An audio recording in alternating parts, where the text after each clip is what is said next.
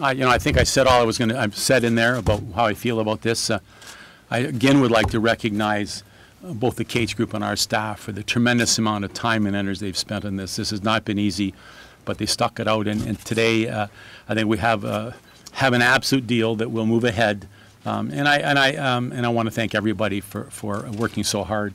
This has not been easy. And again, Mr. Katz doesn't necessarily like to be in the public eye, but I want to thank him because this is his vision, his project as well too, and hopefully at the end of the day we'll see an incredible development downtown that will change the face of Edmonton forever. So we're glad to answer questions. You can ask anybody up here whatever you want. How do you feel that we're essentially back at the October 2011 framework? Well, I think the problem with October 2011 framework, and this is important, it wasn't defined clearly. And I think that it took time for us to go through the process, and that it doesn't matter whose issue it is, to clearly explain to everybody what it meant, what we could do. There was too many loose ends, and there was talk at some point in time that they would have to put in $5 or $6 million a year in the capital. That's really very unrealistic. And so we had to come up with more clear definition of what the problems were, and we were able to do that in a period of time, thanks to Mr. Carvallis, Mr. Katz, Mr. Firebrother, and other people that participated. So there was confusion. But we want, the important thing about this is that the Oiler team is sustainable in the NHL, and that's what we believe this project will do. How confident are you that you can get that missing $114 million commitment from the province, 107 and 7 from the feds? Very confident. Why? Because I'm a very confident person to begin with. If I didn't think we could do this, I wouldn't have spent the last 6 years doing it. So I think let's talk about, first of all, two things. One, the minister did make some comments before Christmas about the vision he had for coming with a new program for all cities in Alberta. And so I think that that still stands, and it'll be an interesting project. It's not going to be about new tax dollars. It'll be about how do they do something with them using casino dollars or lottery dollars, whatever you want to call those things. And we've also had some discussions with the federal government about the arena. Heavens knows they could put something in. That it's $7 million for part of the arena. They've been very supportive of that as well too. So I'm very confident we'll start working on those tomorrow morning, about 7:15. But right now we're going to celebrate this. And again, it was great to see. I mean, let's be fair. Last night, how many in this city were not pumped up to beat the band over the start of the season in Edmonton? Like, that's what the Oilers are about. It is a special thing for the city. It's a special entity for our city, and this is going to sustain him here forever, and or for 35 years, which in my mind it'll be forever as far as I'm concerned. I'll be long dead. I feel the same way, Mr. He was 18 years old when we started this. Look at him now. Anyway, other questions? There's an explicit clause here that there's a non-relocation. Yeah, sure. Yeah. It's part of the whole deal. Yeah, I mean, that's one of the reasons we're doing this. Is we want to make sure the team stays. And so Mr. Katz wants to do the same thing, too. He wants to make sure there's long-term stability here, too. It seems like a better deal, though, than the original one for the Katz Group. No, it's not. Well, now the capital costs, the main capital costs are now on the shoulders. No, it's no different. Other than that's more clearly defined now, and you can ask Ms. Rosen about that. We spent a lot of time with the Katz Group about defining what those capital costs are, and more clearly defining whose obligation was for what. And I think that it's a fair deal, and it came after much discussion. And you can ask Ms. Rosen. She's our CFO, and she can let you know whether it's fair and equitable. And the 35 years we'll be able to cover those costs. And Ms. Rosen. If this ice sucks after 10 years, who fixes it? Well, if the ice sucks, that's a problem of the ice plant. And the ice plant needs to be maintained over the 15 years. If the ice plant goes kaflooey, then that's a capital expense that we'd have to pay for. But the fact of the matter is that the obligation of the Katz Group is to maintain these things in a proper way, and that'll be a process under which they'll work with our city to ensure that's done. I mean, it's in their interest too. What do you say to citizens who are worried that year 10 they'll come back and reopen? Oh, come on. I mean, you guys, sometimes I wonder, I mean, I worried about 25 years ago I wouldn't have any hair left. I mean? Like, don't worry about those things, I mean, they're not going to come back. Mr. Carvallis was quite clear today. That's why this took so long. They wanted to make sure that they could find a deal they're comfortable with that could last 35 years. So I think starting to spread rumors about that they're going to come back in 10 years or 15 years to renegotiate, that's not fair to this process we've gone through. It's been a long time, and they've worked very hard to try to come up with a deal that's long-term. The long-term deal will stand. The chances of getting the shovels in the ground in August? I hope we get him in April. But I don't know, that's up to these guys, not me, I don't know. I mean, Is there, I'm bringing a shovel out there in the morning. Huh? There was some doubt expressed earlier that August was too soon. Well, John expressed that. Yeah, I have to yeah. John, you want to come up with the camera? Well, let me say, firstly, please, I'd like to thank the mayor and the councillors for the manner in which they dealt with this today. I think I have to recognize as well the eloquence with which many of the councillors spoke, their intelligence and thoughtfulness. And today, and hopefully always, but particularly today, I'm proud of our city council and our mayor. This, I know, was a difficult decision for them to make too, but I'm glad they finally made it, and made it on a basis that we can live with and that the City of Edmonton can live with. As far as the construction schedule is concerned, you know, we're already delayed until 2016 based on the advice that we've had from ICON. Whether we're in the ground in August or a few months later, I don't think is all that material, because we're not going to make it, it would appear, for the 2015-16 hockey season. So we have to recognize that. The quicker we can get it underway, the better. I don't know if August is an accurate estimate of the time. My understanding is that we probably won't get the hard cost numbers in line until about August. That may permit us to proceed then. Simon, would you agree? Yeah, the key piece here is the more detail that we can actually do on costing, the tighter the number will be versus the shovel in the ground. So we're trying to balance the two, getting the price really nailed down tightly and getting the shovel in the ground.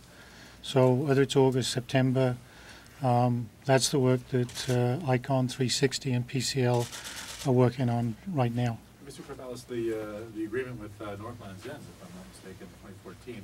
You've got, what, 2 seasons there? Correct. Who will be done? We've been having discussions with Edmonton Northlands, I should say, particularly Patrick LaForge. And Patrick, why don't you comment on that? Sure. Yes, our current lease expires on June 30th, 2014. We, as you might guess, meet with Northlands all the time. Had long meetings with them yesterday, and the matter of the lease comes up, and you know, it's been a very cordial conversation about what we might do.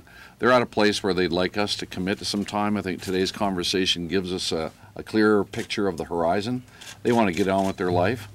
And so I think we'll be, you know, back at the table discussing that. I don't see any material changes to the lease, and more than changing the date and some other things. So John, should be good to go. John, you're here because Daryl's case okayed it.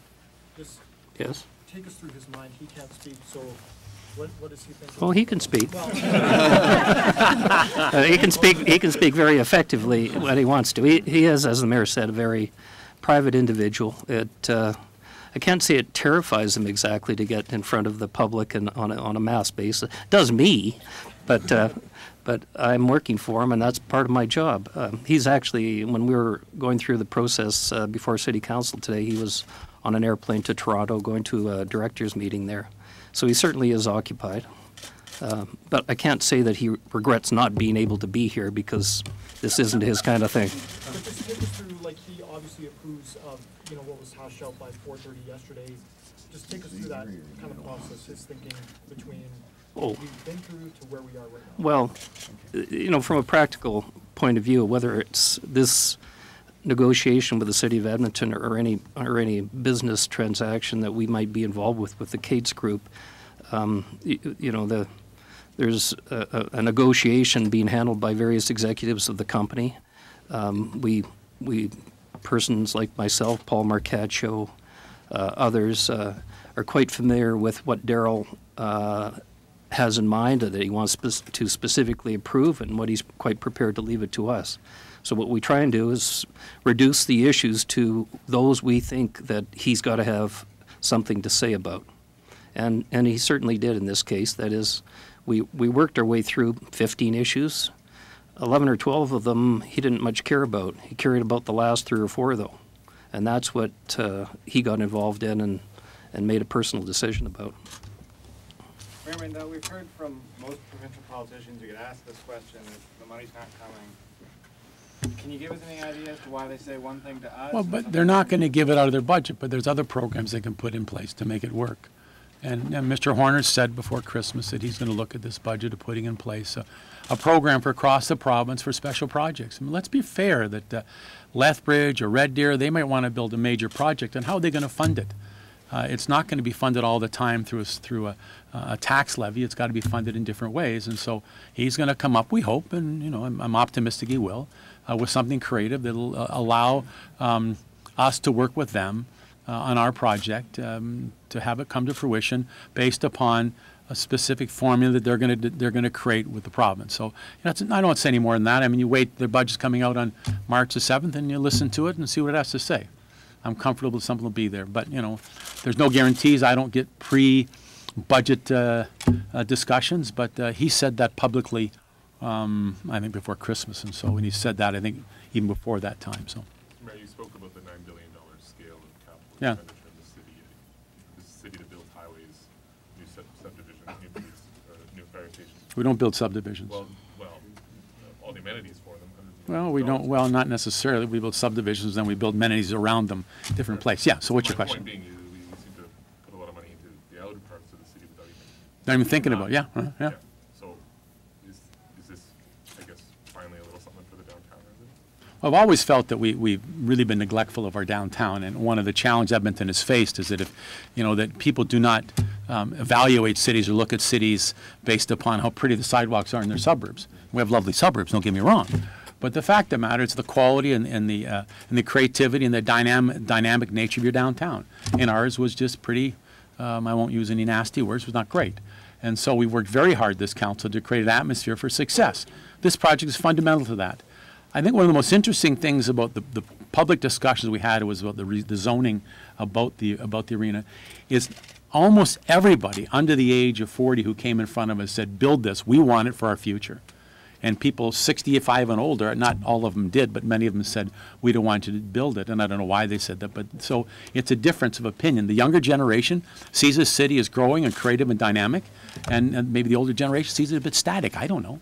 But the fact is that we need to build our downtown. This is a crucial project. And, you know, we're lucky to have an individual like Mr. Katz who's willing to put up a bunch of money, a bunch of risk, and do this. So, you know, let's be excited, at least today, about it. So I want to ask you the last month to, what happened in the last month to break the log jam? Was there any particular eureka moment? I'll be honest, I thought that we were at the end of the line. That is, it was time that we needed to conclude a deal, and I think Darrell felt exactly the same way. I made the comment to him that we're not going to have any more chances. If we're going to make a deal with the city, we've got to try and bring it home. And I think he made some very significant compromises in the past month, very significant. And they were tough for him to make because he's held fast to the position that relative to his nervousness about the financial model going forward. And, you know, we also backed off on, you might remember from December 12th presentation to City Council that we were concerned about wanting to proceed with commercial development at the same time. We had to resolve a deal with the city that was discrete as to the arena only, as the mayor indicated during the course of the discussion today. This deal is for the arena only. It has nothing to do with any commercial development. We had to be prepared to live with that. I mean, it's not our dream. Our dream is to, as indicated by many of the councillors in their comments this afternoon, our dream is the same as theirs. We want to do something great for downtown Edmonton, and it's not just an arena. We have great hopes, great ambitions for development in downtown Edmonton, and we hope that we can find our way to fulfilling those dreams. So are you going to be making any announcements about the private sector development anytime soon? Well, not beyond what we've done already. We've issued some renderings as to what we have in mind. We've got a development partner that we're working with, but you know what we had to have first is the basic project. We had to get this arena deal behind us so that we could move on.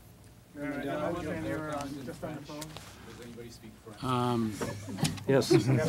Kevin speaks French.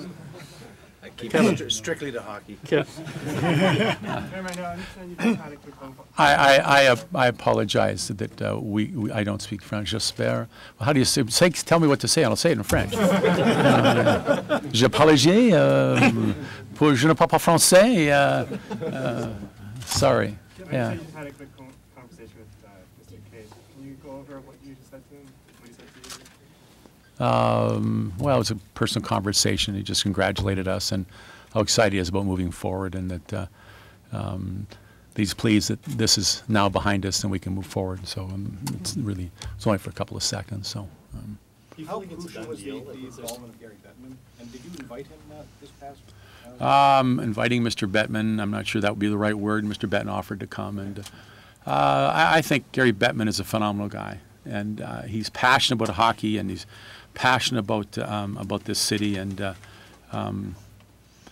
you know, I think he played a role. I think the role was just that getting us together and finding ways to get around the things that were separating us of significant nature, and but you know, those significant things need to be agreed to, so people needed to find solutions to those. But I'll tell you, Gary Bettman is a phenomenal guy, and I think he saved hockey here a long time ago, and he helped maintain and sustain hockey here today. So we owe him a lot. Is this 99% or in your mind? It's 100%. No, 100%. There's no 99s here. This is 100%. Even you guys shouldn't say it's 99. It's 100%. A deal is done. Council's approved it.